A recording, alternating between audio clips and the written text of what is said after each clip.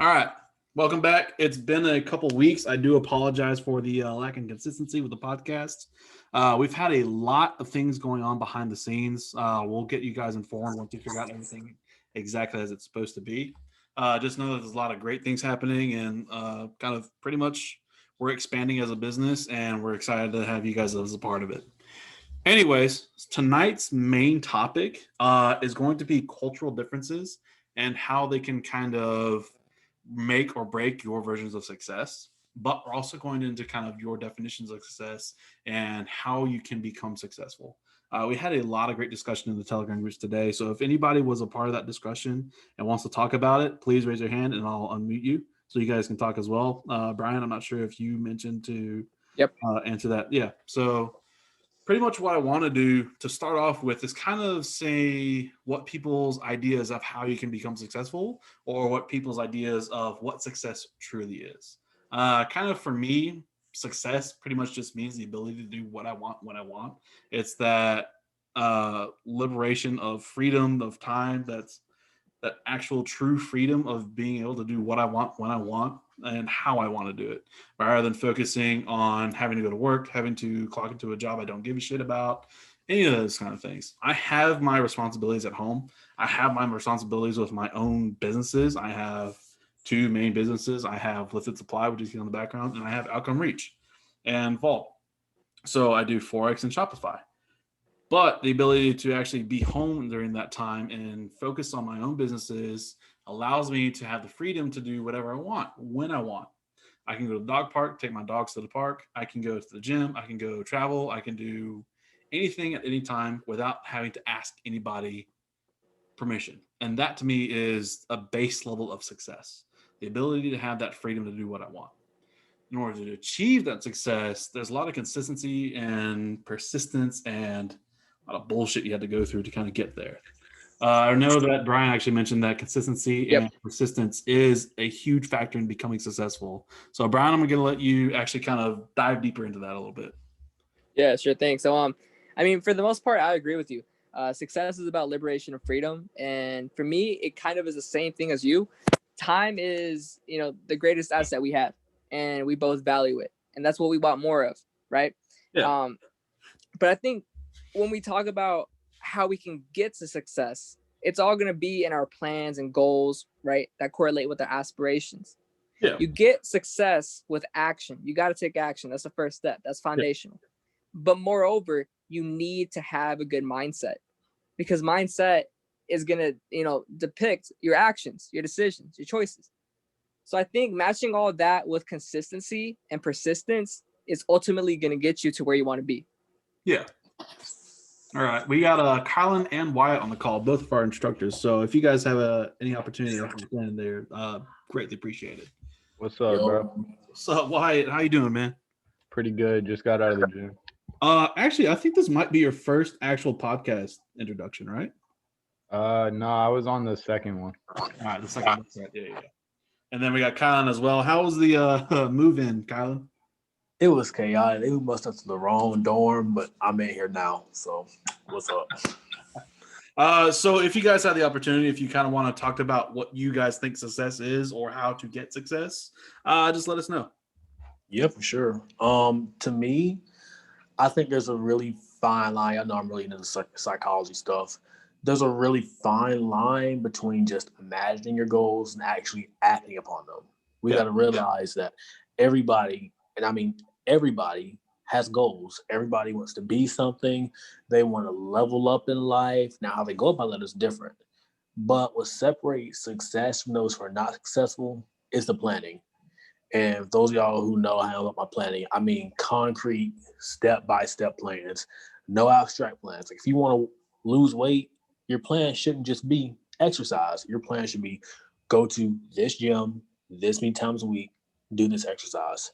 Without a plan to get to your success, then that mindset is useless. You got to have a plan to accompany with that mindset. If you don't have a plan and all you're relying on is your mind, then that's a form of escapism. So the end goal, success, and what it means to me is the ability and the freedom to do what you want, whenever you want, and to help others along the way.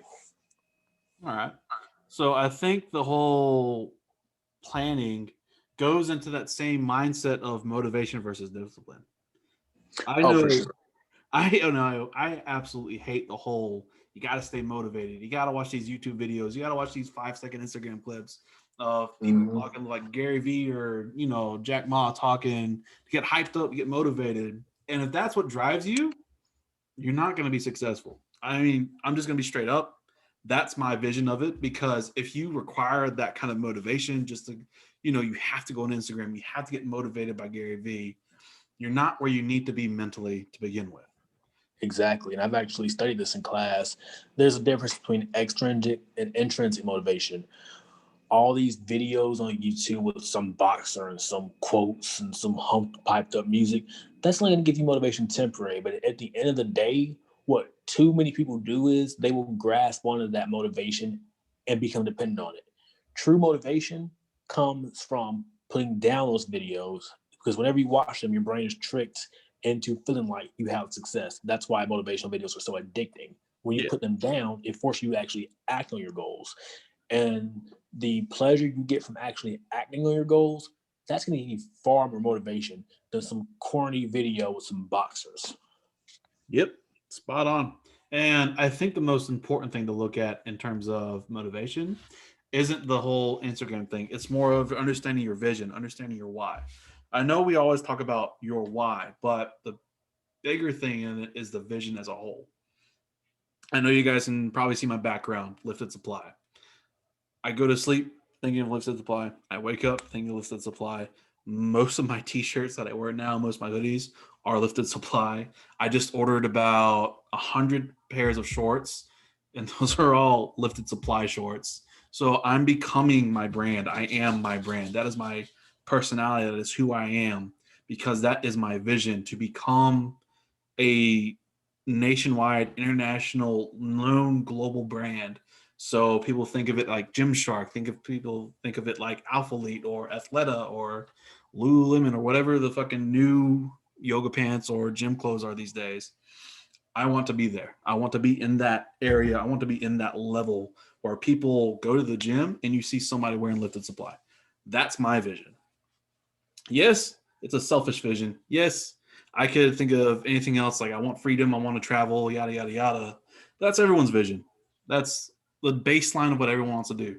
Everyone wants to have money, everyone wants to have their own freedom, but you have to find something that's independent to you, Exactly. independent to exactly what you need to be. I know Sean, he's at work right now, so he can't talk, but Smokehouse, I've never seen that dude more hype about anything, bro. Except Smokehouse. Like, he's sending us his new logos, his new designs into the admin chat, and that's exactly what it is. That's his vision. That's exactly what he wants to do. Kylan, you have fucking caretakers union. Oh wow, caretakers union. The more I think about it, that is your vision. You know, Yep. and I I think that's what always a lot tell of people people lack. that's the thing though. Why are the people who laugh, people who aren't actually doing anything? And I actually think back to when I launched my design business, Kylan Designs, a while ago. When I first started it, it had 2 followers. Everyone was like, "What are you doing?" A year later, it was up to 1,500 followers, and now Yeah. I was like, "Well, dang." At the end of the day, every vision is going to be selfish to an extent, but it's that selfishness that's going to drive you. Now, Yeah. the mission and what you do with that is inherently selfish, but whenever you're focused, people are going to say that you're selfish. Yep. But what's more selfish, focusing on your future or prioritizing everyone else's future? I think we actually had that conversation, and it kind of veered in a different direction that I wanted to the other day. I don't know if it was in your group or Vault group or something else, but we actually had that conversation where you have to be selfish in order to actually become successful. You have to be selfish, but your Right. end goal shouldn't be self-centered. You have to offer a service. You have to offer a product. You have to give your time, give your product, give your ability to the community so that you can retain that success. Because if you're only ever self-centered, like for example, if Jeff Bezos, if he built Amazon, but he was always self-centered about what Amazon was and didn't create a platform that people could hop on and sell, hop on and buy, he wouldn't be successful. He would not be the trillionaire that he is today. Mm-hmm. And that's definitely something to get into. Is yes, your vision is important. Yes, you need to be self-centered, but you also have to have that giving mindset. Yeah. I actually had this conversation with Elijah today. You guys saw it, and I kind of asked the group, what do you determine as success? And he said giving. And I kind of like went into details like, okay, why is giving a definition of success? He went to his definition. He said he does mission work. He does, God's plan of helping out other people and just giving his time. And I said, I pretty much do the same thing. I just don't see it as giving. I just see it as offering a service. We created the free groups. I give my daily time. I give a lot of effort into teaching people, but I don't expect anything back. I don't need you to buy my course. I don't need you to buy anything from Outcome Reach. If that's what you want to do, that's up to you. But I actually prefer giving you that free information because that's just something I do.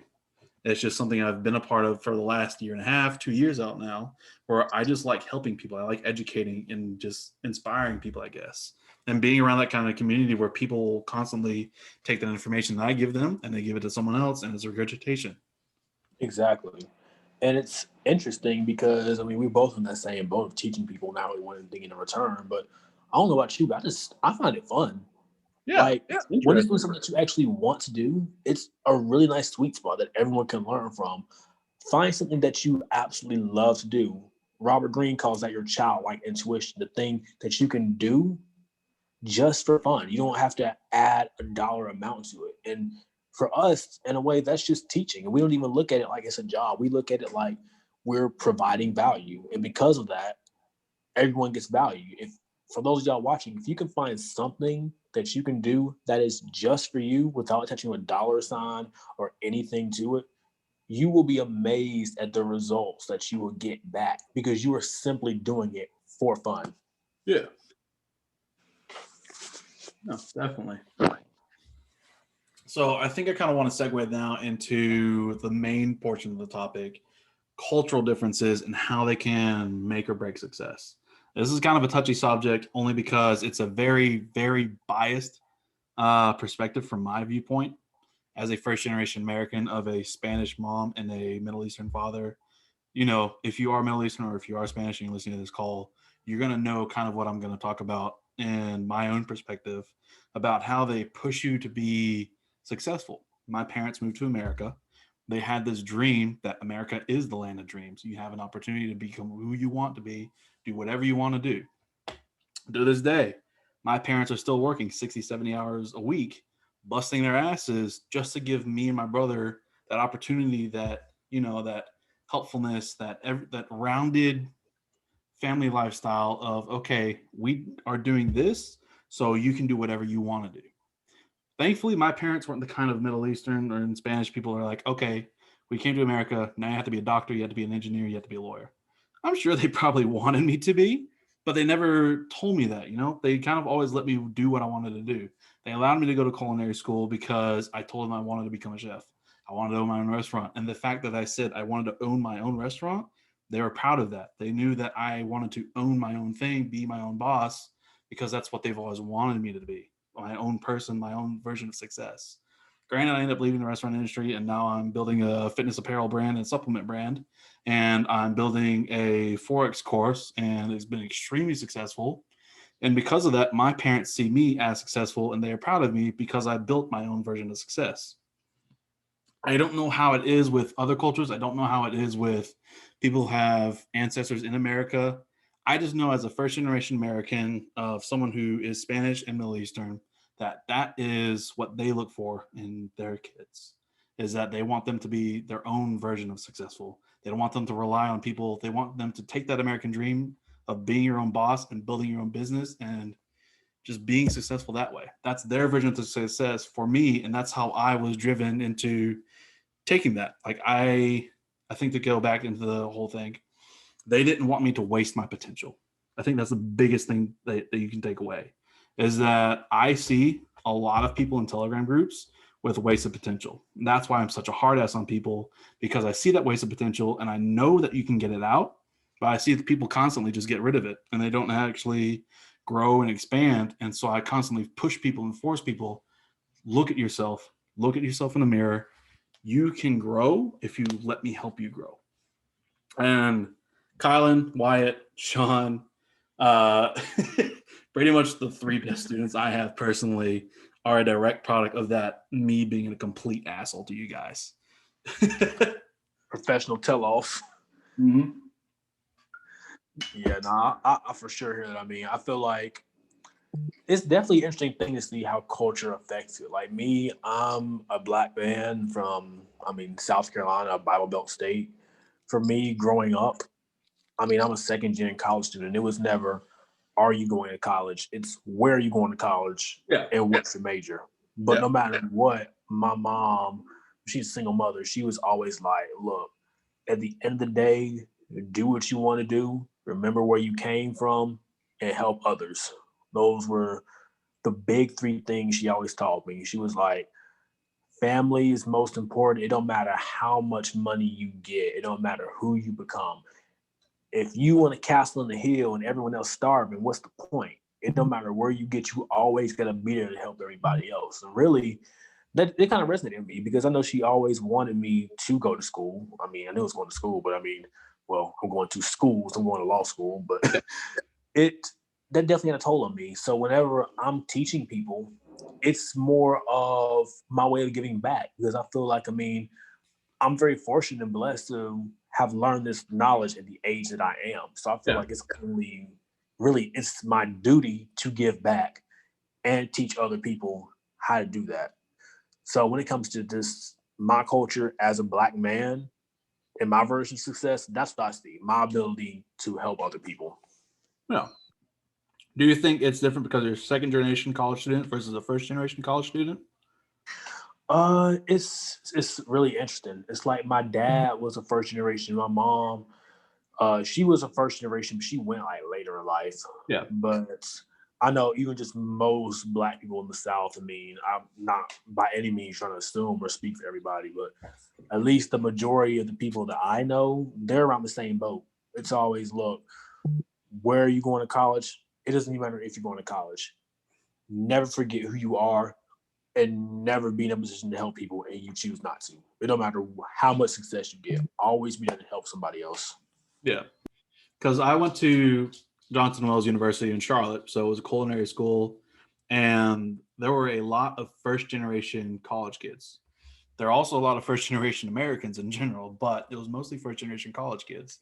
For those who don't know what a first generation college kid is, it's pretty much their entire family has never been to college. They have never received a higher education. So they are the first person in their entire family to ever get a higher education. They're the first persons to ever actually pay for education, or hopefully they got it for free with student loans, scholarships, a full ride, or anything like that. And I always noticed that they always had this kind of pressure on them. And it was mostly the black kids, and it was mostly the colored kids, it was the brown kids and the yellow kids, all of them. They always had this direct pressure on them to actually do something. They were the ones that were actually studying. They were the ones that were actually focusing and putting in the work and working harder than just anyone in general. It didn't matter if they were second generation college kids, third generation college kids, the white kids, doesn't matter. They're always working harder than everyone else because they're first generation college kids and they had this pressure to become, successful with that. Where is the pressure coming from? I want to say it's a mix of cultural bias, a mix of, if you think about it, what do you think of as a first generation American? You think of, like, let's say Spanish American, for example. My mother, she actually illegally came to America. Not afraid to say that. She earned her citizenship when she lived in LA. She had sponsorships and everything to become a legal citizen, but she came here legally. And the reason she did that is because she knew America had purpose. It was a land of dreams. It was a land of opportunity, and she wanted to be a part of that opportunity. And so as growing up, me and my brother, she forced that opinion onto us. Is like, look, this is America. There are many opportunities. Don't be a lazy asshole who just becomes a part of the system and becomes entitled and becomes part of the, just relying on the government to take care of you. Become somebody. Do something with your life. My parents put us in Boy Scouts. So I was in Boy Scouts for about 12 years. They taught us leadership. They taught us how to be self-sufficient. They taught us how to be independent. They helped me pay for college. They helped me pay for community college, all of that. They wanted me to get a higher education because they knew that in order to be successful in America, you had to force yourself and put yourself in environments where you were first to learn more than what everyone else knows. So, Anthony, I believe, yes, it was kind of self-inflicted, or but it is also from the parents.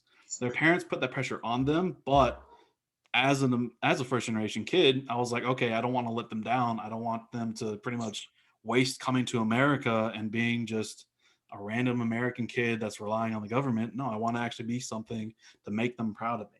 And so I think that's a little deeper in that aspect. But I don't know, Kylan, how do you feel? Do you feel like that's part of why you went to college as well? Is not because, your parents said you have to go to college, but you didn't want to kind of let them down kind of thing? Well, starting with the pressure thing, I don't think it's just because of first generation college type of thing. It's just if you're a minority and your parents are educated, they know what it's like and the hoops they had to go through to get that education. So from the offset, they're like, look, this is something that we had to fight for. I don't want you to ever take that for granted. Yep. And they always wanted me to go to college. I mean, they wanted me to originally be a lawyer engineer. Y'all know me, I hate math.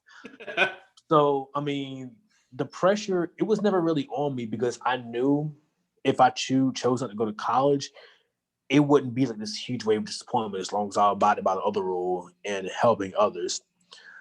It was really, it's more pressure from the peers because at least in the area that I was from, teachers kind of looked down on you if you ever imply that you didn't want to go to college. Yeah. But then again, my mom was always like, no matter what you do, you gonna make it. But I mean, I ended up deciding, I wasn't going to be a lawyer engineer. I want to be in public service, so probably starting as a prosecutor or something like that. Yeah. But I mean, it's just my life motto. Well, one of my life mottos. It's turn shit into sugar. Yep. My mom always taught me that. She's like, you will be forced to look at things from an upward perspective when you try and force yourself to make good out of the bad things. For example, last semester, I had half my semester on Zoom class. Cool. Instead of complaining that I was on Zoom, use that time while I'm on Zoom, make money. Yep. That perspective is going to force you to never take anything for granted. Yep. And that ability of my parents always, that pressure was not just to go to college. That pressure was to always make light of the situation, never take anything for granted. And that really developed me to the person I am today. Like you mentioned, you were a Boy Scout. I was a Boy Scout too. I'm actually an Eagle Scout. It was always look for opportunity, never let opportunity pass by. Exactly. And that's the pressure. The pressure is like, I don't want you to sit idle. I don't want you to plateau. I want you to always look to go higher. Yep. Never get comfortable with being comfortable. Always be comfortable with being uncomfortable. Exactly. Yeah. All right. I'm going to want to bring Brian on this call only because he's got black sheep, I guess. Brian, where you at, bro? Survey call. Jesus Christ. Of course he is. Never mind. I think me and Kylan have been trying to figure out what Brian is. He's got a Spanish last name, but the dude looks Asian, so I don't know. He said he's half white, half Spanish. That makes sense. All right. Wyatt, where you at, bro? Can you talk?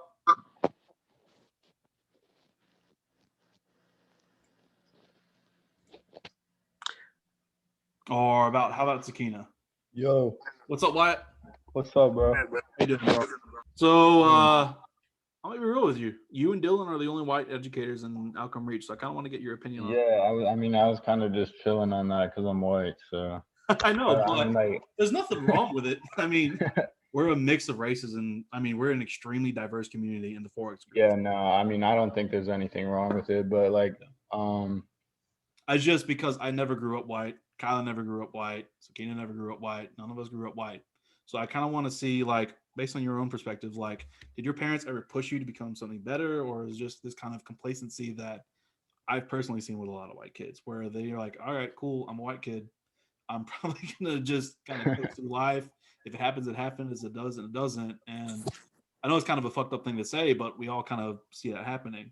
So I just kind of want to get your viewpoint and perspective on your whole, your life story. Like, is your cultural differences making or breaking your ability to succeed? I mean, honestly, when I was like 14, I got my first job at this farm, and I told my parents that I wanted to like just learn how to be independent from that point on. Okay. So I wanted them to help me as little as possible. And like pretty much from then on, I just kind of acted on that and tried my best. I mean, obviously my parents have helped me in like some areas of life, but as far as like when I got into like at like 16, when I was working at Chick-fil-A, and then when I started getting into management, that's really when I like became independent and started taking on like everything, like my insurance and everything. But yeah, like I still am like forever indebted to my parents, like super thankful for them. Good. So I think you have the same basic viewpoint as us as well. So it's not mostly a cultural difference; it's more just the universal difference in there, where our parents wanted us to become something better, and so they just kind of helped guide you into that and allowed you to become independent in your own way. Yeah. All right, so that's a universal thing. I think it's more so just the cultural aspect is it's different in how it happens. Like kind of being a second generation college kid as a black student, his cultural differences just guided him differently towards that path. You as a white kid, your cultural differences just guided you differently towards that path. Me as a brown kid, my cultural differences just guided me differently towards that path. But we're all on the same path to be successful, be independent, be our own people. All right, that's a great idea. Actually, I never actually thought of it that way. I thought it was just some cultural bullshit, but that's me being biased and on my own perspective. I mean, no matter what, though, it's just that really just you got to run from dependency. Like, yeah. I mean, those of y'all know I love my Robert Greene, but there is a law called the law of carte blanche. And what that means is no matter what you do, I don't care if it's getting money, I don't care if it's working, no matter what, run from dependency. You want to be independent. You want to strive to be able to do anything you want by yourself. If you just push for that, everything else is going to fall into place. Like for me at work, I was tired of having to ask somebody. I mean, I work in public, y'all know this. I was tired of having to ask somebody to do something every 5 seconds. So instead of just striving to get a promotion, I strive to be independent. The result, I got a promotion. It's very self-fulfilling. Yep. And I find it interesting that a lot of jobs that, or at least jobs where I've become successful and gotten into management, is they kind of promote you based on your either willingness to kiss ass or willingness to not give a shit. I've only ever gotten one management job where I kissed ass. I've only ever gotten multiple management jobs where I just didn't give a shit. I was just there to do my job, clock out, and go home. I did my job perfectly, though. I didn't bring drama. I didn't bring any kind of bullshit. I came in, did my job, and they saw that I wasn't bringing drama or anything, just asking weird shit. Like, all right, cool. This dude knows what he's doing. Let's promote him. And that's a weird level of success. Like, I don't see why businesses promote that. You know? I don't see why businesses promote people who don't give a shit about their job. It's just a strange culture in corporate America, I guess. Have you ever noticed that? Yeah, it's just they don't want people. Well, first of all, it's good that you're not emotionally tied to your job. I mean, that's every time I hear a job saying we're more than a company, we're a family, I roll my eyes because it's not true. They would get rid of me the moment they could. Yep. But it's that nonchalance, and because you're not emotionally connected to the job, you don't bring a whole lot to the table. They know you will do your job and leave. Yeah. AKA, we're not gonna have to harp on him, promote him, because he's gonna do what he's told without all the nonsense, regardless. Yeah. At least that's my perspective. It's just all office politics. Yeah, I see it as well. There's and the office politics is. I hate the office politics, bro. It's awful. Oh God. But anyways, we've got less than 8 minutes on this call. I do want to bring people on this call. If you have comments, questions, concerns about the topic or about any other topic at all, let us know. I want to answer them. I want to be completely open and honest about whatever you want me to answer. So if you got questions, comments, concerns, let us know in the chat or just raise your hand and I can unmute you and we're good to go.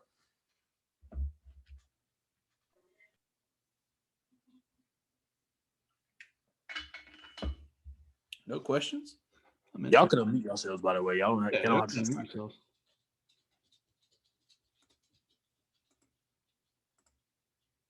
All right. I'm surprised Brian doesn't have questions. All right. Well, I guess everyone's done. Thank you all for a wonderful topic of conversation. I think we're actually going to go dive deeper into these kind of more open perspective and more uncomfortable topics for the next few podcasts. Me, Kylan, Dillon, and everybody, all the other management and admins of Outcome Reach and Vault. We're going to set up a new schedule kind of for the podcast to kind of get topics planned ahead of time, so we actually know exactly what we're going to be doing and everything. If you guys have any ideas for topics you want to let us know, just send us a comment, send us a DM, let us know in the free groups about what you guys want us to talk about, and we'll be more than happy to go over them. Otherwise, I hope you guys have a wonderful rest of your evening. Thank you guys for hopping on again. This is Outcome Reach. This is Vault, and y'all have been wonderful. Thank you. Y'all have a good night.